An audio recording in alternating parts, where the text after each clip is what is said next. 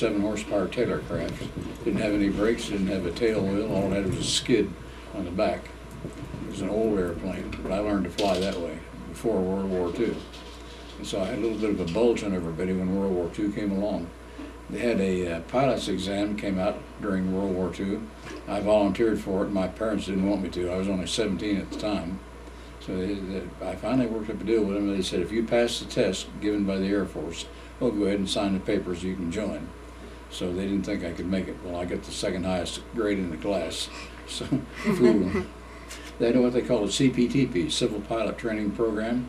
This is for guys who couldn't afford to learn how to fly, who wanted to be in the Air Corps later on, but didn't want to do it. But they were willing to get in the Air Force, but the Air Force wanted them to be a certain grade, so they had to take a test in order to get high enough to get in the Air Force as cadets. And that's when I got in. Well, I got there in May of 1965, and the country was almost cut in two by the Viet Cong.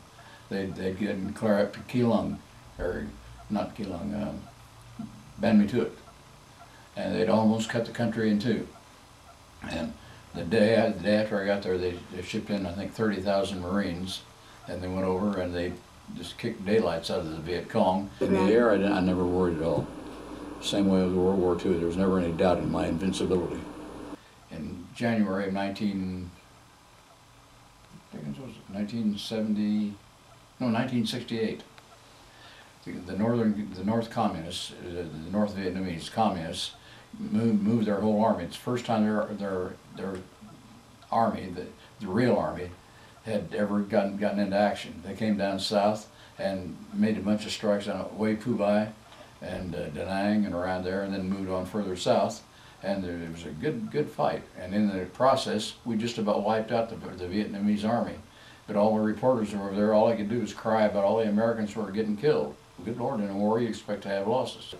The army wouldn't fire so high without letting people know, and if it went above a certain elevation, then they would tell all the pilots in the area what was going on. It was decided between France and Vietnam that it used to be called Indochina, as a matter of fact, before they called it Vietnam's. And they had Indochina, Cochin China, and various other things around there. Anyway, the United States got involved with it because they were an ally of France, and France did not want to give up Vietnam as a colony. And the Vietnamese wanted to rebel, they wanted to get away, so they started the war.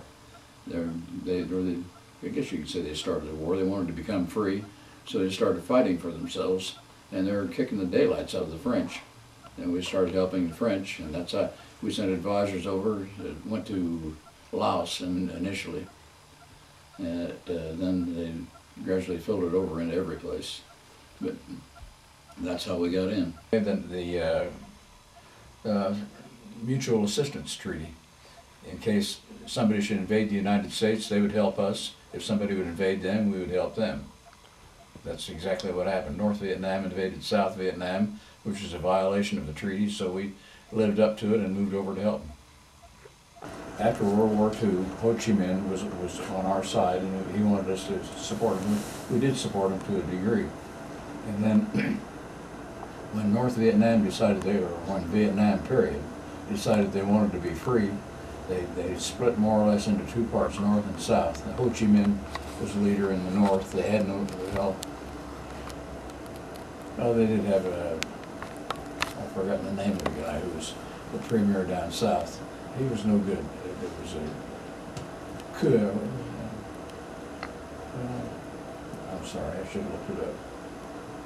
Anyway, there was a man down south who was backed by the French, who ran the South Vietnam as Ho Chi Minh ran north.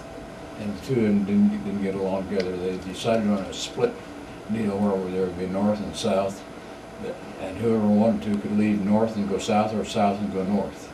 I think we covered that pretty well. But we were allied with the government of South Vietnam because when Eisenhower sent the advisors over, the French and the Vietnamese had a treaty, and they went to Paris to sign it. And one of the upshots of the treaty was splitting Vietnam in half. They split it up 38th parallel. North of that was Viet Cong, it was communist, and south of it was free Vietnam. Anybody who wanted to was welcome to go. They had a time period, but about 30 or 60 days. Said if anybody in South Vietnam wants to go north, do it. If anybody in North Vietnam wants to go south, do it. And North Vietnam was almost depopulated.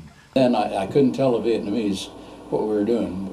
They were our allies and everything, but if you told the Vietnamese anything, 10 minutes later the Viet Cong would have everything that was possible to knock it off.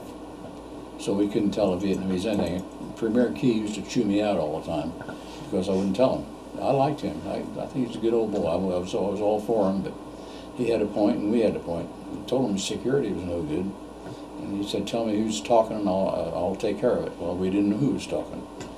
If we told one Vietnamese, 50 more would know about it in 10 minutes. No good. One time it was because the intelligence we had wasn't sufficient to plan a mission properly. I sent people in and the Viet Cong were sitting there waiting for them. And that's bad.